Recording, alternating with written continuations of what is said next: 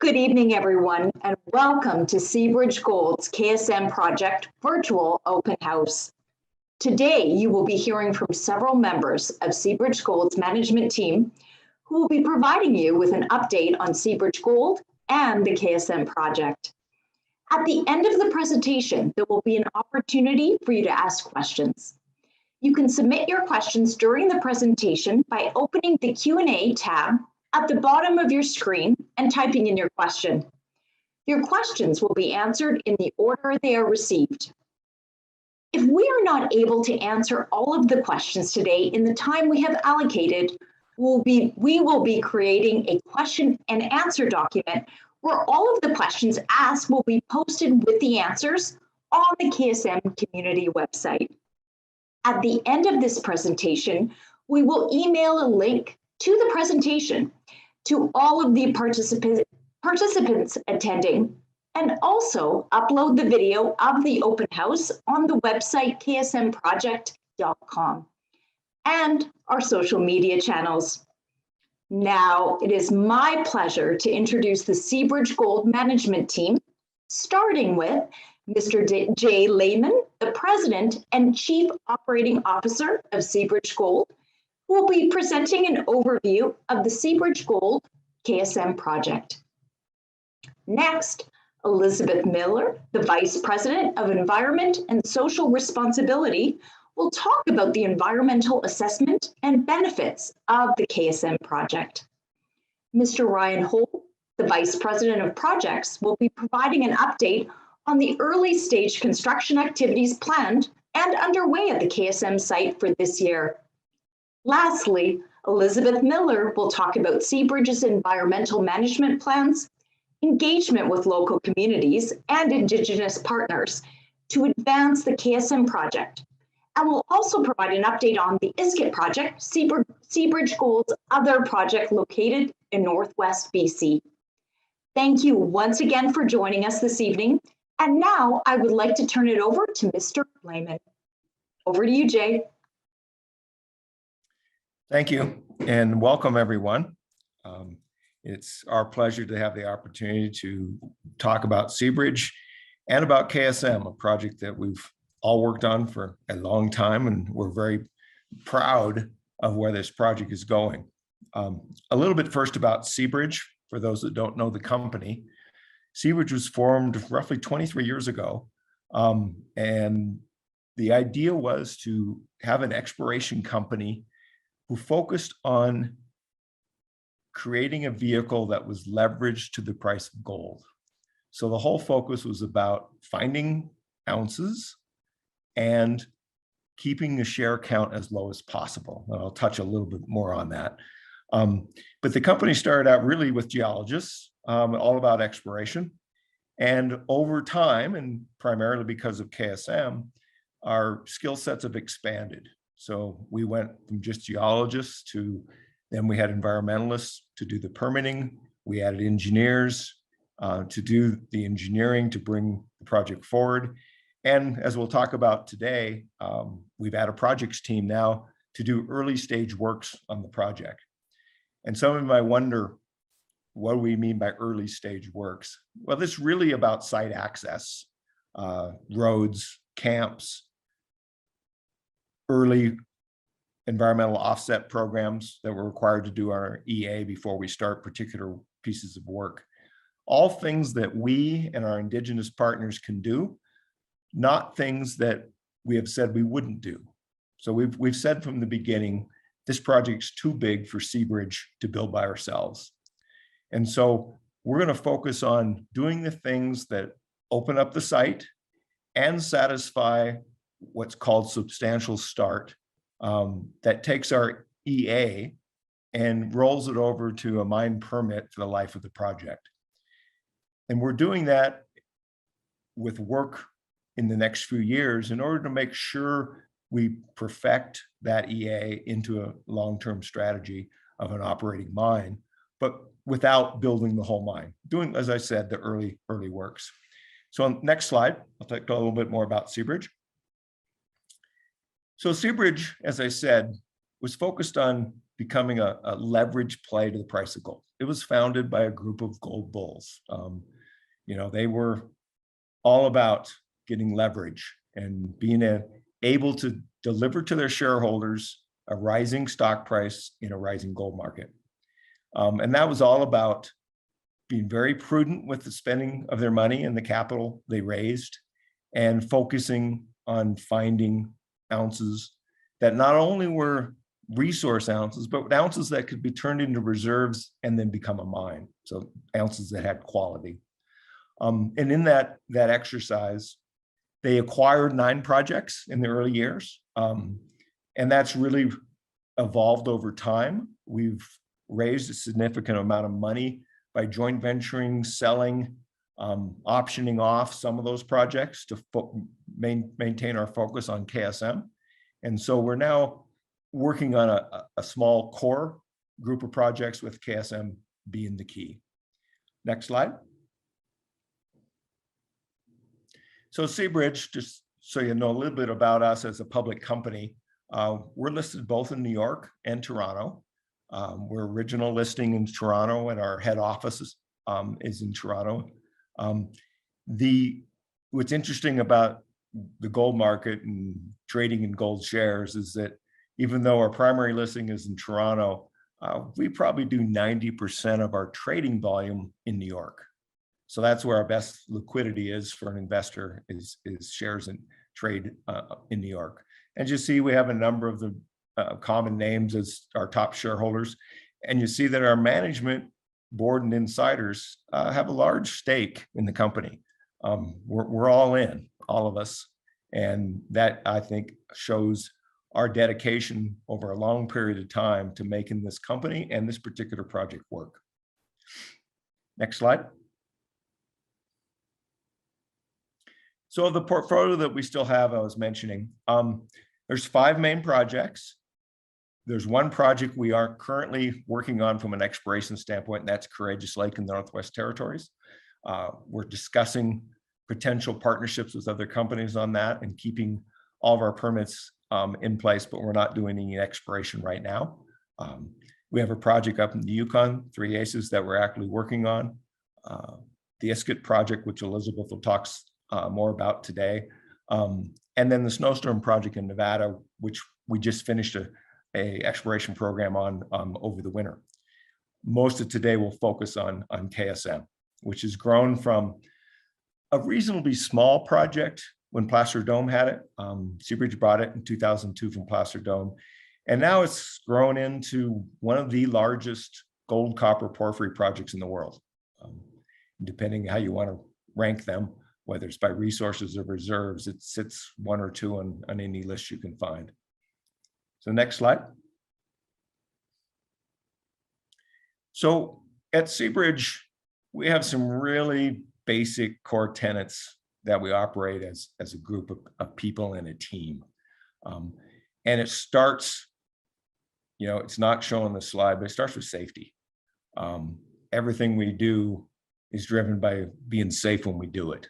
And then from safety, we go into how do we work with our partners? And our partners, we mean our indigenous partners that we work with every day that have been very helpful with us in this project. And we'll go into detail on all of those that we work with and whose territories that the project actually sits on.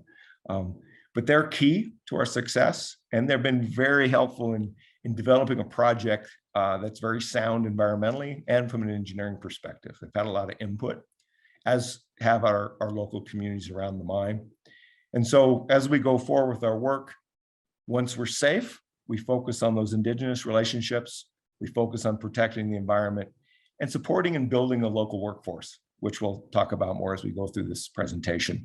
It's one of the things we pride ourselves in a lot, is giving education opportunities to students in many disciplines, whether it's trades or higher education, even up to the doctorate level. We don't tie it to mining jobs. We tie it to improving the education level up in northern BC. And to us, that's the most important thing. And then when we develop a bigger workforce and this project goes to operations, we'll have a better workforce to choose from at that point in time. Next slide. So I'll talk a little bit about KSM, and then once I do the high level overview, Elizabeth will go into our EA, which is extremely important in environmental assessment. So next slide. So as an overview, it's a proposed project. We will have to go through a process, even though we have our EA, a process of obtaining many smaller permits. And then as the project goes through our early works and then eventually onto construction with a major partner, we'll end up having to satisfy a number of conditions before the project's allowed to start up. So just because you have an EA doesn't mean that you can start a mine. You have a lot of other hurdles to overcome, and reviews to be done by the stakeholders.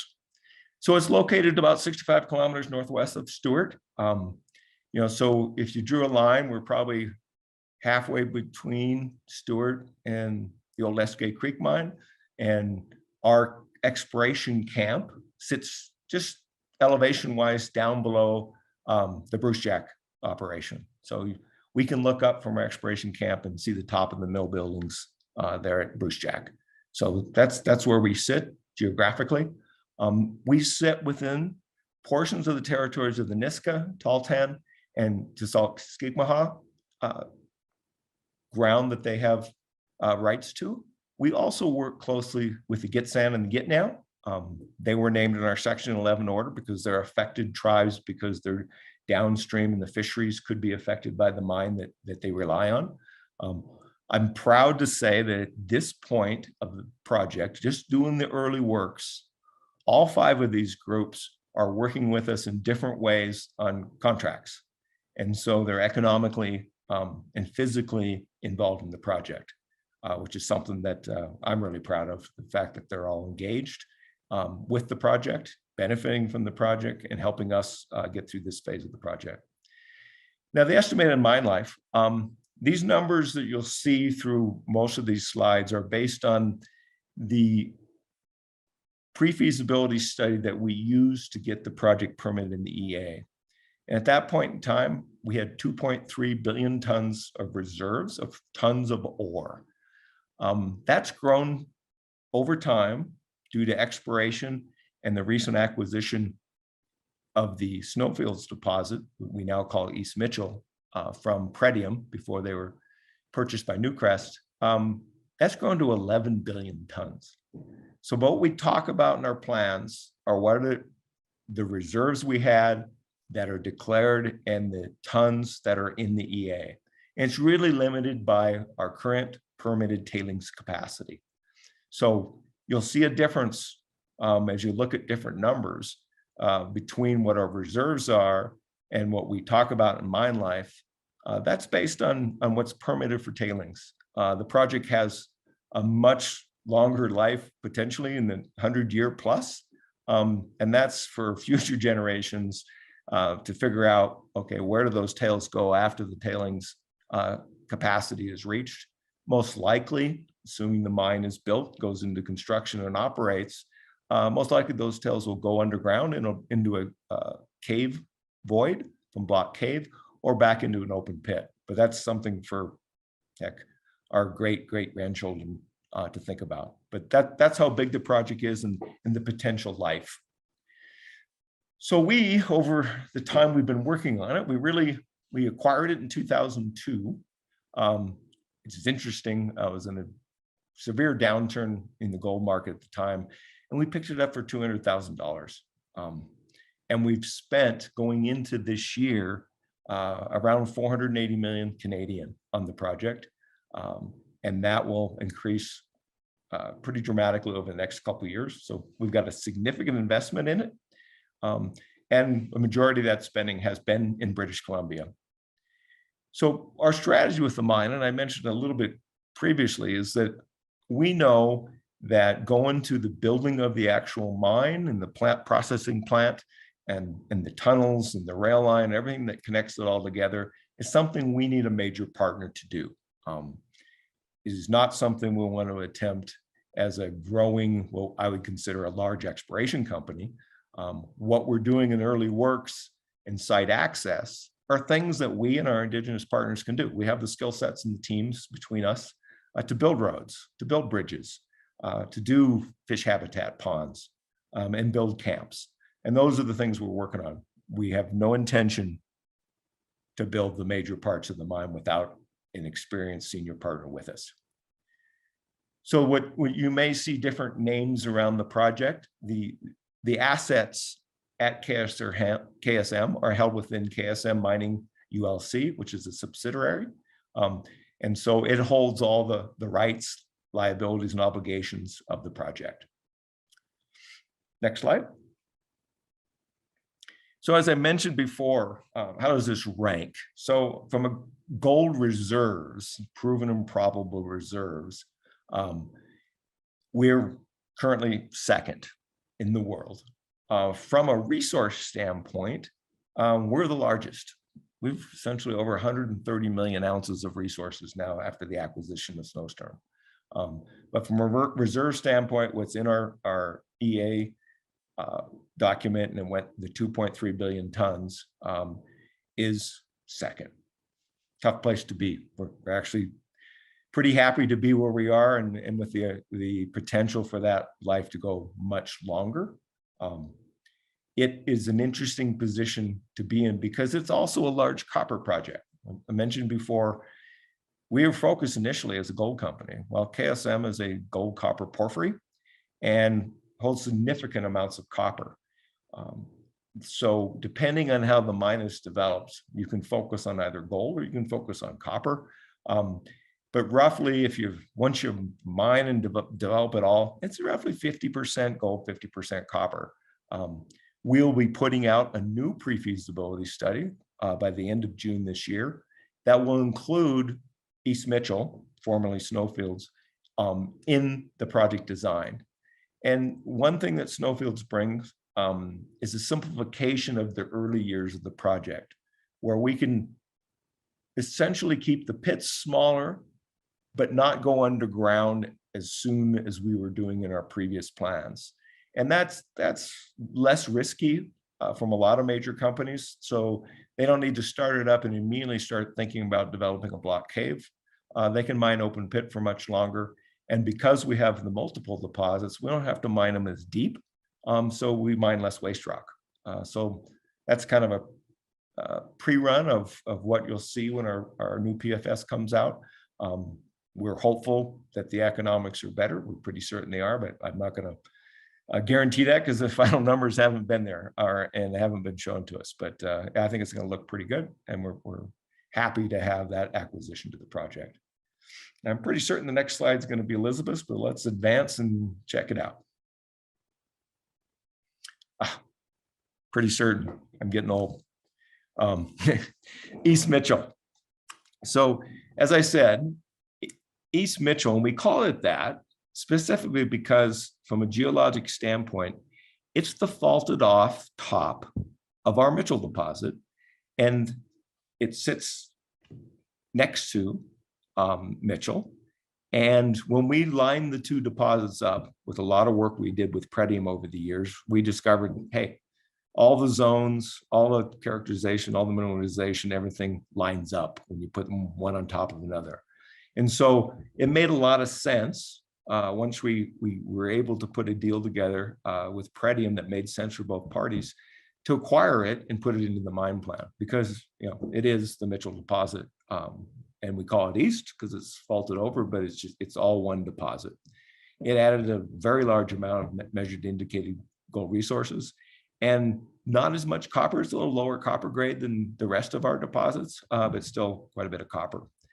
So last year, we drilled Snowfields fairly extensively to prove up and make sure that what we bought is what we thought it was. And it is. We actually think it's a little bit better than what we had run the numbers on looking at the acquisition. So we've taken those drill results and the metallurgical work, and that's what's making the basis of the PFS, is have gone through looking how the ores combine and how you blend them and what sequence you'd mine them in to come up with a new operating plan. And that's what we'll issue at the end of June. Next slide. I'll turn it over to Elizabeth. Great, thanks Jay for that good overview of Seabridge Gold and the KSM project. I'm going to switch gears just slightly here and go into some of the engagement that Seabridge Gold and the KSM Mining ULC have had on the KSM project. Specifically, I'm going to focus around the environmental assessment and that engagement that we've had with provincial, so BC regulators, as well as the Government of Canada regulators.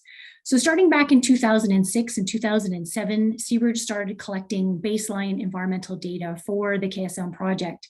That also included detailed engineering information so that a pre-feasibility study and a project design could be compiled. Based on all of that baseline information, all of the engineering work that was done, an environmental assessment report was compiled and submitted to both the BC government and the Government of Canada. Through a multi-year process and various and extensive engagement with all of the Canadian and provincial regulators, that process was approved in 2014 by the BC government. I also wanted to state that in addition to BC government and the Canadian government regulators being involved, we had all of the indigenous groups involved, as Jay mentioned earlier, including the Tahltan, the Nisga'a, Gitxsan, Gitniao, and Tsawwatkikimahawk involved in the review of the environmental assessment. Later on in 2014, the environmental assessment was also approved by the Government of Canada. And then finally, because the Nisga'a Nation is a treaty nation, they also had an approval process, and the Nisga'a, it was approved under the Nisga'a Final Agreement in July of 2014. Since the initial approval in 2014, we have had a number of extensions through that process. Our environmental assessment certificate is good until 2026. And as you can see with the quote on the bottom of the slide, that was from the Honorable Mary Pollock, the former BC Minister of the Environment, as well as the Honorable Bill Bennett, former BC Minister of Energy and Mines, concluding that there would be no significant adverse effects due to the KSM project. Next slide, please. So a little bit on engagement with Alaska. So we talked about the environmental assessment process, the provincial regulators that were involved, the federal regulators that were involved, as well as the indigenous groups. In addition to that, Alaska regulators were also involved and had a seat at the table to review all of the same information that the Canadian government regulators had.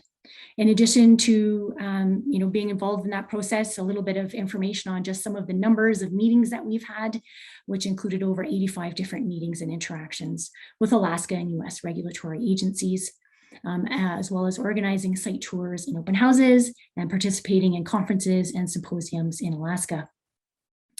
We did receive feedback during the environmental assessment process from both the BC, federal, Alaska, and indigenous groups, and we listened to those comments that we received from various groups, and we made some major changes to the KSM project as a result of those comments. Some of them included changing the discharge location of the tailings management facility from the north end to the south end, as well as looking at the water management approach on the mine side to ensure that any water that was discharged on the seasonal flows. Next slide, please. So here's a quote from Mr. Kyle Moselle, who was involved with the Alaska Department of Natural Resources, stating that 4 of the same resource managers and specialists to review Alaska mines have examined KSM's plan, and they found no significant issues with the application. Next slide, please. So a little bit on some of the economic benefits. Jay went into quite a good high-level summary of some of the economic benefits from the KSM project, and I'm just going to go into a few more details here in the next few slides. So next slide, please. So these numbers were drafted during the environmental assessment, and since that time were updated in 2018 as we've learned more about the project. So these are done by all of our economic modelers. So with the 52-year mine life in mind, we are estimating that the capital and operating costs over the estimated project life is about $54 billion. And $47 billion would be injected directly into the BC economy. And of course, particularly relevant to a lot of government groups out there wanting to know what that GDP contribution over the project life would be. And we estimate that to be about $30 billion within British Columbia and over $50 billion nationally. Next slide, please. So Jay's talked about the life of the mine being 52 years. There will be an additional roughly 5 years to construct the KSM project. We refer to the KSM project as a multi-generational project where people could be working on the construction, and then those people's children could then be working on the project in Northwest British Columbia. We estimate that during the 5 years of construction, there will be approximately 1,500 people, direct employees, on the project through that 5 years of construction. And that's the full site-wide construction. That doesn't include these initial site capture works that we are doing right now. In addition to those 1,500 direct employees during the 5 years of construction, we estimate there will be about 4,500 direct jobs as a result of the KSM project. And then into the actual operations of the project, a little over 1,400 people will be employed during those 52 years, as well as additional over 4,000 jobs due to those direct contractors, suppliers, et cetera, that would be supporting the project. Next slide, please. So Jay touched on this in terms of our core commitments with Seabridge Gold as a company. And one of those is, of course, on diversity, equity, and inclusion, and to remove barriers that may inhibit the recruitment and retention of diverse employees. Jay talked about some of the training programs that we have here in Northwest BC, which has included contributing over $1.3 million to training and education initiatives. And some of our goals that we have by 2025 are to have over 30% of our directors being female, as well as 30% of our executive management also being female. To give you an idea of what some of our gender diversity is in our employee workforce to date, based on our numbers from 2020, we had 43% women working on the job force and 57% men being employed with Seabridge. Next slide, please. A lot of these numbers that we've put together have just come from our inaugural sustainability report. This was released just late last year. This is our first sustainability report. Obviously, Seabridge is first and foremost an exploration company, and of course now we've gone into some of those site capture work. So because of that, we have published an inaugural sustainability report. It's available on our website and contains many more facts in case you're interested in learning about some of the sustainability programs that we do have with Seabridge Gold. And I will get into a few of the details here on the next slide, please. So just a little bit about local employment and contracts. Jay talked about the area of Northwest British Columbia, where we're located about 65 kilometers north of Stewart. And we are dedicated to supporting the socioeconomic development of those communities in which we operate. And we define that as Northwest British Columbia. We're committed to hiring people from the indigenous groups that we work with, as well as the non-indigenous communities that are close to the project. Seabridge recognizes that for a project to be successful, they have to have people from the local area being involved in that project. We might get some questions about some job postings. Where can I find job postings, if there are any, working at the KSM project? And we do have any job postings that are available listed on our ksmproject.com website. We also list job postings on our social media pages, local newspapers, on Indeed, CareerMine, as well as on our Indigenous partner job boards. And finally, in addition, we also prioritize qualified local, regional, and Indigenous contractors working at the KSM project. Next slide, please. So to give you an idea of some of our local procurement, we have prioritized working with local contractors. And again, that includes contractors and suppliers within Northwest British Columbia. This is just a snapshot of some of the companies that we have worked with over the past, well, even just calendar year, focusing on those businesses located within Northwest British Columbia that are near the project. Next slide, please. And this is just a quote from one of our project partners, the co-owner of the Bulkley Valley Home Center. And they have found that mining in the north has not only helped their business grow due to product sales directly to the mines, but that also, it contributes to a small overall economy in the small community of Smithers. Next slide, please. And now I'm going to pass it over to Ryan Hoel, our VP of Projects. And Ryan's going to go into some more details on those early stage construction activities that both Jay and myself have been referring to. Over to you, Ryan. Thanks, Elizabeth.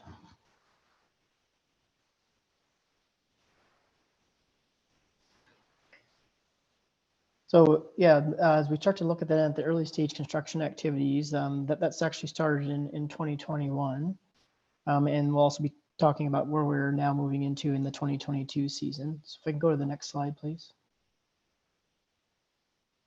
So when we start to look at the site capture activities and early work construction activities, why is this important? As I think was mentioned earlier with Jay and Elizabeth both, it's around that environmental assessment certificate and being able to show that we've started in a real and tangible way. And so in order to do that, then therefore we'll be able to lock in our EA certificate for the life of the mine as we move forward. So when we look at a timeline at this point, to be substantially started, we have until July 28th of 2026 to accomplish that, to be able to then go with the BC Environment Ministry and put forward what we have accomplished during this time period for looking for the approval then for the environmental assessment certificate, again, to be locked for the life of mine. Go to the next slide. So with the importance of the early stage construction activities then, what do we need to do that? We've got some priorities around that and some guiding principles that definitely we want to adhere to. So again, as mentioned earlier, we want to be in a strong position to arrange that potential joint venture partnership. And again, as Jay had mentioned, I think early on, our intention is to never go it alone and to build this project on our own, but we are definitely looking for that partner to come on. And so by demonstrating those early stage development activities or site capture, we believe that puts us in a favorable position with a future partner. The next part of that too is as we continue to do the early work or early site capture activities, we are also still in the data collection mode. As the PFS does come out here in the end of June or early July, we need to then continue to advance our study of the KSM project into the feasibility study, which would be the next step after the PFS. And in order to do that, we have additional data requirements that need to happen on site around data capture.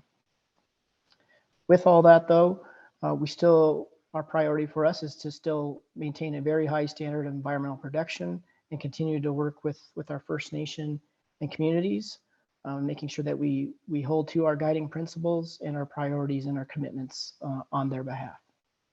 Next slide, please.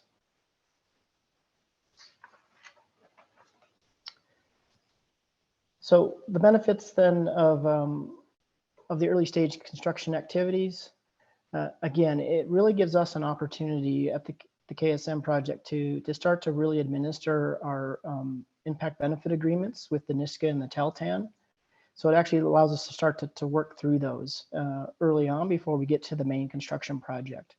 And when we look at the investment that's planned over the next 2 years, we're looking at roughly a $300 million investment into the KSM site. And again, that really comprises of us building permanent access into the site, starting to develop those beachheads around permanent roads, permanent power, permanent camps, all the things that we're going to need to be able to step into the full project at a later date in the future with a partner in place. When we look at that $300 million of spend, our intention and our commitment is to spend that locally, to be able to partner with local communities, local contractors, First Nation or indigenous partners with the local workforce, seeing the primary benefits of that. Can you go to the next slide, please? So if you aren't familiar, we have a map here just to talk about the KSM project and what it looks like, and it's expensive and expansive. I mean, and from a geography perspective and from a logistics perspective, As we look at this map, you can kind of look at it in two areas. When we look at the left side of the map, we would refer to that as kind of the Mitchell Valley area. And that's where the ore bodies sit. That's where the Mitchell pit sits. That's where the East Mitchell ore deposit sits as well. And then if you look at the right side of the map, that's where our treaty side of the property is, with our eventual process plant and the tailings management facility on that side. So some areas that I guess I'll highlight off of this map when we talk about our site capture or early site capture. When you look at the right side, we're talking now in 2022 about the T-CAR, Treaty Creek Access Road. We're talking about the Camp 11. We're talking about the Glacier Fish Habitat Offset Project. We're talking about the Bell Irving River Bridge on that front. If we look over on the left side then into that Mitchell Valley area, some of the planned activities that we've got coming in 2022 is again that Camp 9 down the very bottom corner there, as well as just off the map up to the top left would be what we call our Coulter Creek Access Road. And I'll talk more about those on the upcoming slides. So we can go to the next slide. So when we look at the early stage construction activities for 2022, then we can go ahead and move to the next slide. So one of those that I had just mentioned that was on the treaty side of the property, and this is right off of Highway 37. We have our Glacier Creek Fish Habitat Offset Program. So that is currently underway. We started that actually in November of last year. Then we paused through the winter just due to the snow accumulation and what goes on in that front. We're looking now to restart that program or that work and that project June 1st. And again, that's creating an offset habitat for the disturbance that we'll be making with the installation of the Treaty Creek Access Road.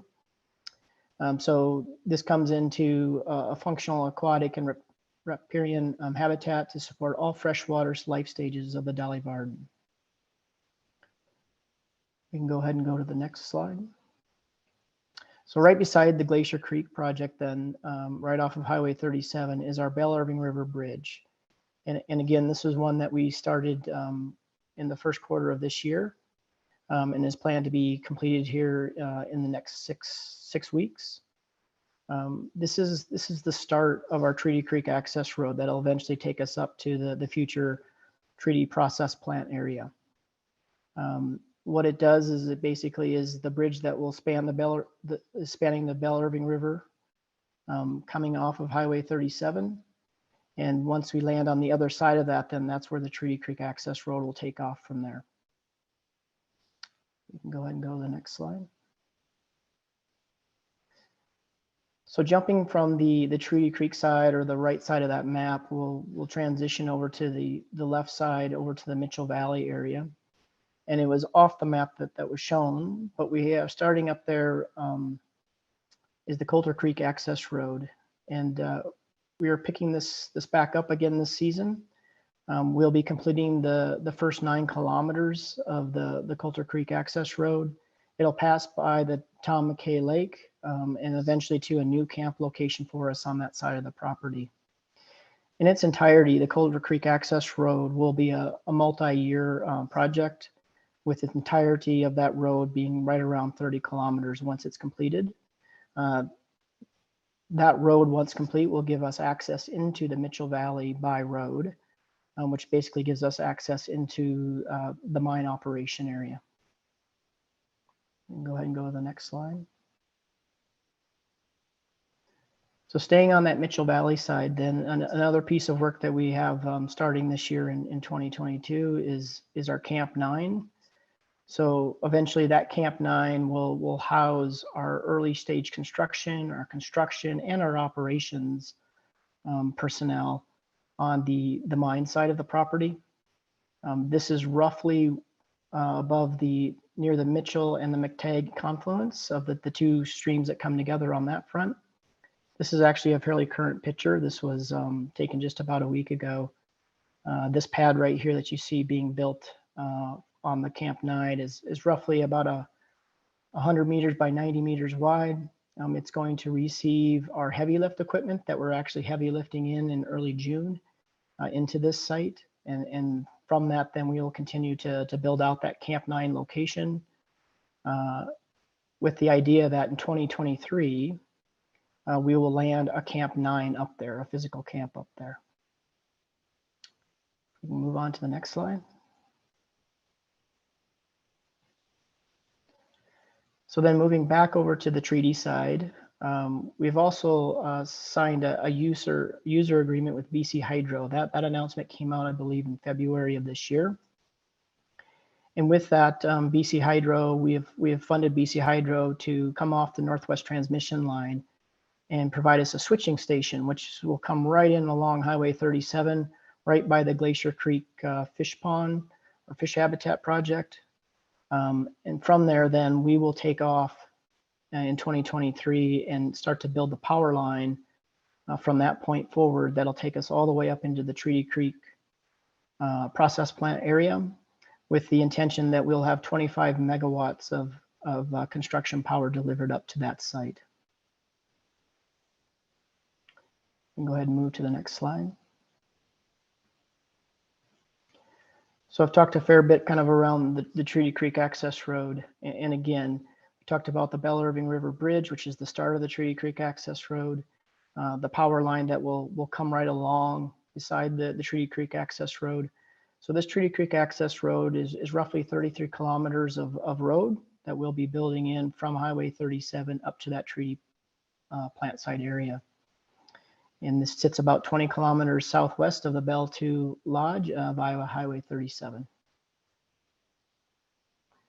You can go ahead and move to the next slide. And one of the last activities that we have for 2022 planned is to land our Camp 11 construction. So as we talked about the Treaty Creek access road, we talked about the Bell Irving River Bridge. Right as you come across the Bell Irving River Bridge and you move a couple of kilometers up the Treaty Creek access road, off to the left will be what will be our Camp 11 site. This site will be able to house about 99 beds with the camp, and the intention of this camp is it is a permanent camp for us, coming right off of Highway 37. So this camp will be active through our early site capture, as well as eventually into our main construction project and then into operations.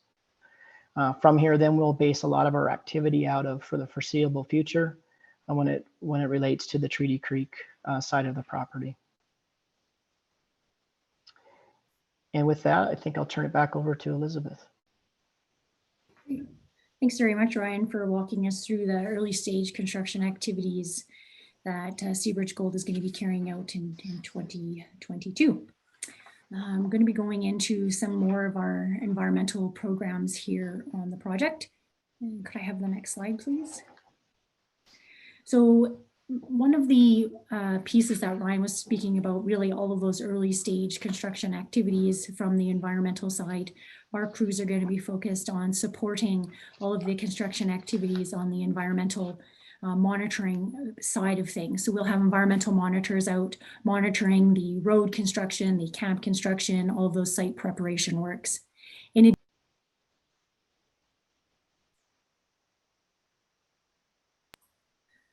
Apologies, looks like I just got muted there for 1 second. In addition to those environmental monitoring activities that we will be doing, we're also continuing to collect environmental information for the entire KSM project area.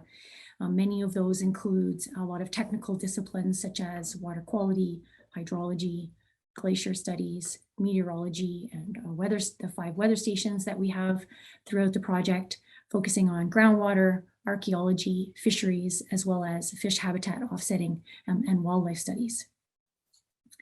Next slide, please. So in terms of the development of the KSM project, I discussed during the environmental assessment, we made a number of design changes on the project as we listened and made changes to the project to address some of the comments and questions that were raised by various government regulators and indigenous groups.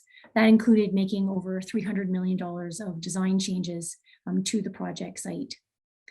In addition, showing the responsible development of the KSM project, we also conduct annual environmental workshops.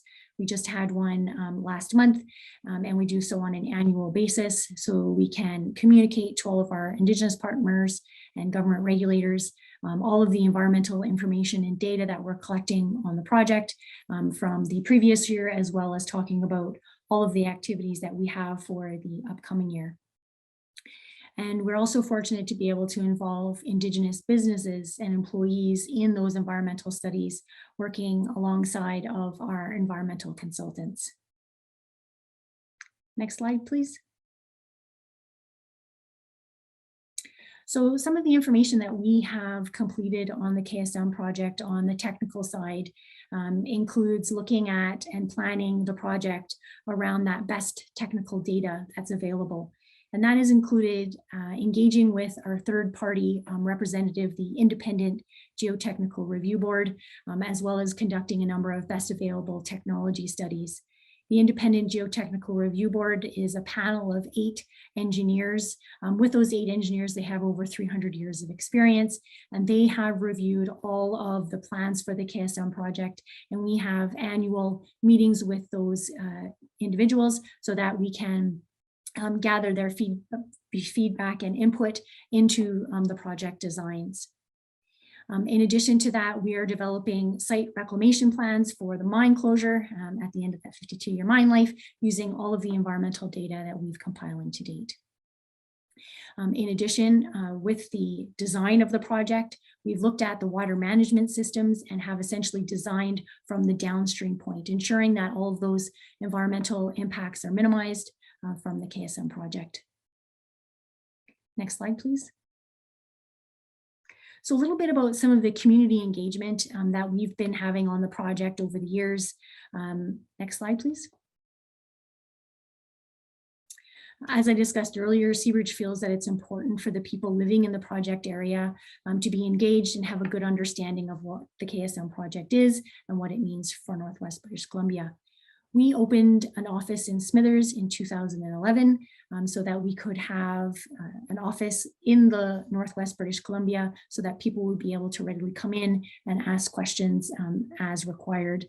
In addition to that, we are in the process of opening a second office in Terrace, and we anticipate that office should be open in the next month to month and a half.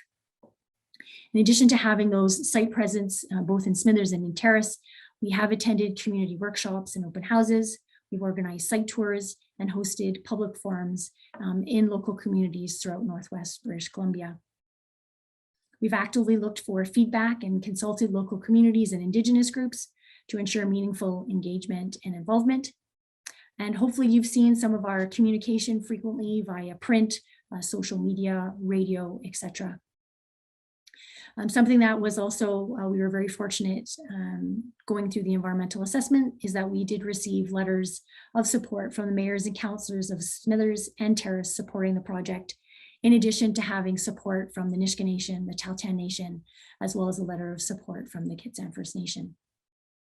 In addition, on our community engagement front, Seabridge has donated over $1.3 million to community events over the past 10 years, focusing on Northwest and the entire Northwest communities, focusing on community well-being, education, as well as health and fitness. Next question, or next slide, please. So a little bit about supporting and building a local workforce. So in addition to all the community development that we have done, we've also had a lot of program or focusing on training and education of the local workforce.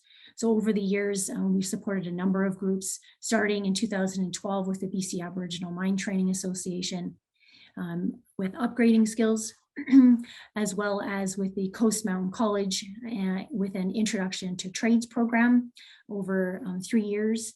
And then finally, we've done a little bit of a transition, moving to a student bursary program where students from Northwest British Columbia that are needing to attend either a post-secondary, upgrading, trade school, etc., are able to apply through our student bursary program and receive some funds to help support them on their education journey. In addition to that, our crews have been actively participating in career fairs to educate residents about current as well as future job opportunities, and to let particularly younger generations of Northwest BC residents aware of all of the different kinds of jobs that are in the mining industry. Next slide, please. This is just an example of one of the students that was a recipient of the student bursary program going to the University of Alberta, Matt Stevenson, and he quoted as saying, you know, the support he's received from the bursary program has allowed him to focus on his studies and pursue passions while at university. So I'm appreciative to him and wish him the best of luck with his studies. Next slide, please. So we've discussed a little bit about some of the engagement that we've had with Indigenous groups, and I just wanted to go into a few additional points here. Next slide, please. Over the past 14 years, Seabridge has worked consistently to gain the trust of Indigenous groups and right holders near the KSM project, but this certainly has been a detailed and comprehensive effort by both the Indigenous groups and by Seabridge and the KSM project. Some of the initiatives that we've done are focusing on early, frequent, proactive, and meaningful engagement with the Indigenous groups. As a result of all of those engagement activities, we are fortunate to be able to sign a benefits agreement with the Nisga'a Nation and the Tahltan Nation. We also received a letter of support from the Gitxsan Hereditary Chief's Office and have a capacity funding agreement in place. We also have a Gitnial-Wilp sustainability agreement signed with the Gitnial First Nation, which focuses on some environmental aspects of the project. And we have also provided capacity funding for Indigenous groups to provide and enable them to have meaningful engagement on all of the technical studies that we have at the KSM project, including hiring consultants, etc. And we've also hosted site visits and funded traditional knowledge and use studies for the KSM project.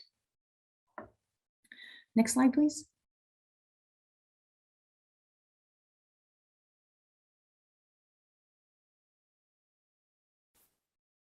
Next slide, please. So now I'm going to go into just a few, I think maybe 4 slides here, just a little bit on our KSM project. As we've discussed, the KSM project is located 65 kilometers northwest of Stewart. And in 2016, Seabridge also acquired SNP Gold, which is the holder of the Iskit Project. So from KSM to Iskit's about 30 kilometers away. And we just wanted to share a few of the initiatives that we've been doing at the Iskit Project with you. Next slide, please. So the Iskit Project is located just northwest of Stewart, as I mentioned, and it is a former high-grade project, which includes the Bronson Slope deposit as well as the Johnny Mountain mine site. And we are conducting exploration activities at the Iskit Project to better understand the mineralization potential of the site.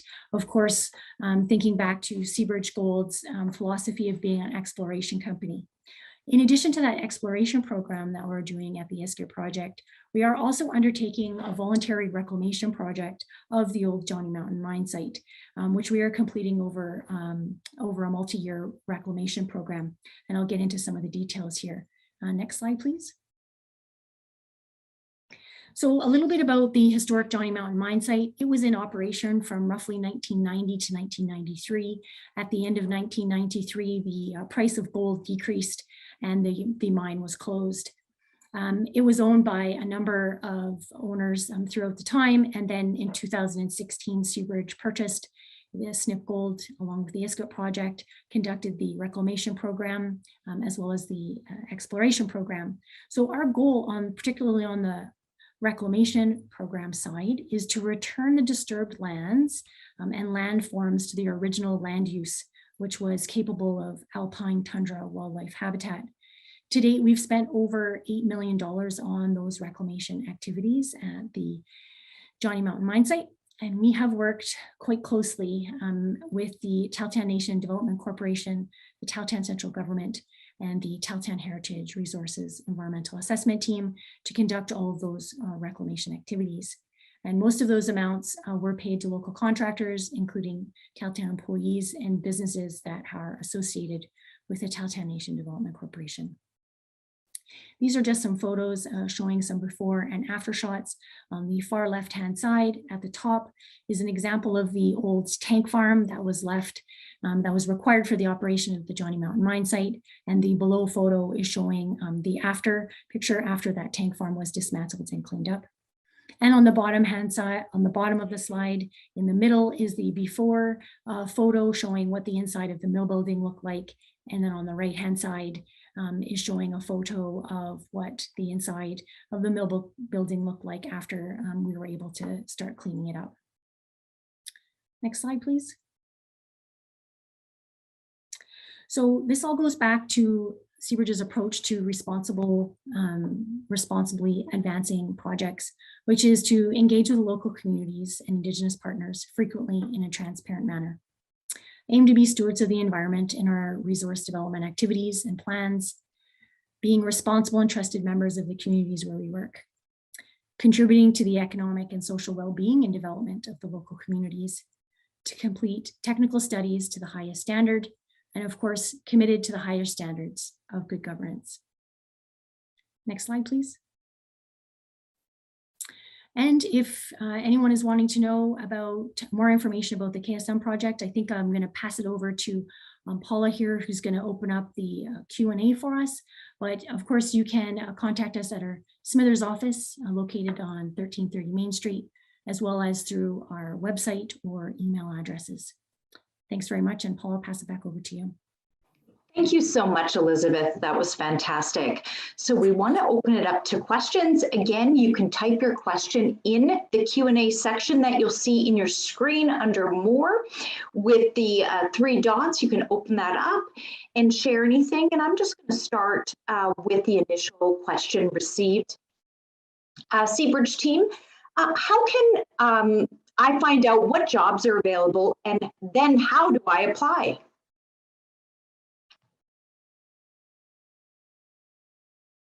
Elizabeth, would you like to take that? Sure, that sounds great. So all of the jobs that are posted for the KSM project will be on our webpage, which is www.ksmproject.com. They will also be available in the local newspapers and on our social media pages. Excellent. Thank you, Elizabeth. The next question we have is, have all of the First Nations in the vicinity of the mine been consulted? Sure, I can take that question as well, Paula. So when we went through the environmental assessment process, the government of British Columbia identified all of the Indigenous groups that Seabridge was required to engage with on the KSM project based on all of the Indigenous groups' traditional territories. So based on that assessment by the BC government, we are required to work with the Nisga'a Nation, the Tahltan Nation, the Gitxsan Hereditary Chief's Office, the Tisauat-Skiklamaha, as well as the Gitxsan Nation. And yes, we have engaged with all of those groups on the KSM project. They were all intimately involved with the environmental assessment review. And we continue to engage with them today through various means. Okay, thank you, Elizabeth. Next question. What will you do with all site waste in areas where there is limited access or just fly-in access? Mm-hmm. Great. So I guess it depends on the type of waste that the question is referring to. So maybe I'll kind of give the long answer. I'm hoping that I hit on the waste category that someone is thinking about. So in terms of just, let's just say kitchen waste that we would have, so food scraps, etc., that would be generated from the mine site. They would be incinerated on our project site. And of course, we have an incinerator permit that allows us to be using an incinerator on our project site. If that waste was hazardous materials, so let's just say used oil as an example, that used oil would be packaged and it will be shipped off site. And when it is shipped off site, it is shipped by someone that is qualified in the transportation of dangerous goods.